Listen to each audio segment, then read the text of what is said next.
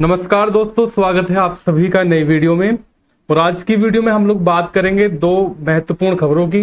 एक है आपका शासकीय व राजकीय कॉलेजों में एक साथ शुरू होंगी नई भर्तियां, और सेकंड खबर रहेगी आपके कि पीजीटी टीजीटी परीक्षा में फेल थे फिर भी जारी हुए नियुक्ति पत्र, और साथ ही साथ जो टीजीटी पीजीटी का एग्जाम है उसकी डेट कब तक आ सकती है और नई वैकेंसी कब तक आएंगी इसकी।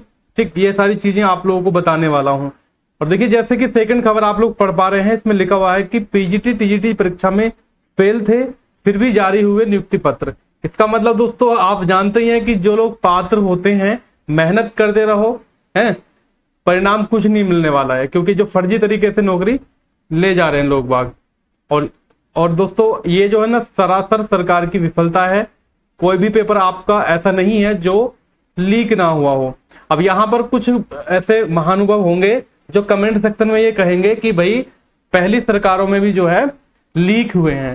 भाई मैं ये सरकार की बात नहीं कर रहा हूं, मैं ये नहीं कह रहा हूं कि इस सरकार या उस सरकार। कहने का मतलब ये है कि बालकों के साथ धोखा नहीं होना चाहिए।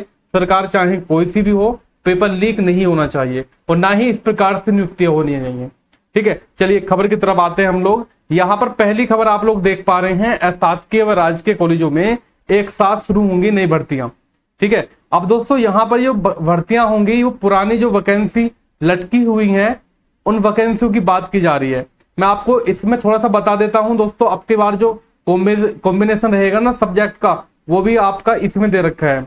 ठीक है, तो यहाँ पर लिखा हुआ है कि प्रदेश के सहायता प्राप्त शासकीय माध्यमिक विद्यालयों में राजकीय महाविद्यालयों में पाठ्यक्रम तो एक है, लेकिन सहायक अध्यापक के पद पर भर्ती के लिए अर्हताएं अलग अलग हैं।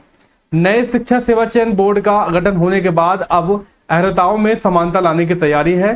समकक्ष अर्हता के निर्धारण की प्रक्रिया चल रही है, जिसके स्पष्ट होने के बाद अशासकीय और राजकीय महाविद्यालयों में नई भर्तियां शुरू होंगी। अब देखिए यहाँ पर क्या है, ये जो अशासकीय माध्यमिक विद्यालय है, हिंदी विषय में सहायक अध्यापक यानी कि टीजीटी की अगर मैं बात करूंगा, टीजीटी की बात करूंगा तो इसके लिए जो है इंटर में आपका संस्कृत साथ बीएड, ठीक है, इंटर में आपका जो संस्कृत है, ठीक है, इसमें लिखा हुआ साफ साफ, इसके साथ बीएड और बीए में हिंदी की डिग्री, या मैं कह सकता हूं कि बीए में हिंदी हो और संस्कृत हो और बीएड की डिग्री जरूरी है।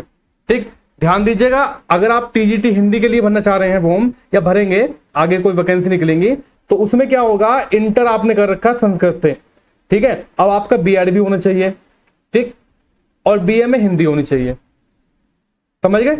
अगर मान लीजिए ये नहीं है तो आपका बीए में हिंदी और संस्कृत होनी चाहिए और बीएड की डिग्री होनी चाहिए। अगर हम लोग बात करेंगे राजकीय विद्यालयों में सहायक अध्यापक पद के लिए दोस्तों, इंटर में संस्कृत, बीए में हिंदी और बीएड की डिग्री अनिवार्य है, ये आपका चलेगा। तो कहने का मतलब ये है कि अभी जो आचार संहिता खत्म हो जाएगी 4 जून के बाद, इस प्रक्रिया को आगे बढ़ाया जाएगा और जो आपकी वैकेंसी अटकी हुई है, देखो टीजीटी पीजीटी के पद हैं 4163, इन पर होनी है परीक्षा, तो इन पर परीक्षा आपकी कराई जाएगी। ठीक है, अर्हता उसको देखा जा रहा है, जल्द ही आपकी परीक्षा होगी 4 जून के बाद, जो है ना कभी भी आपकी डेट मिल जाएगी।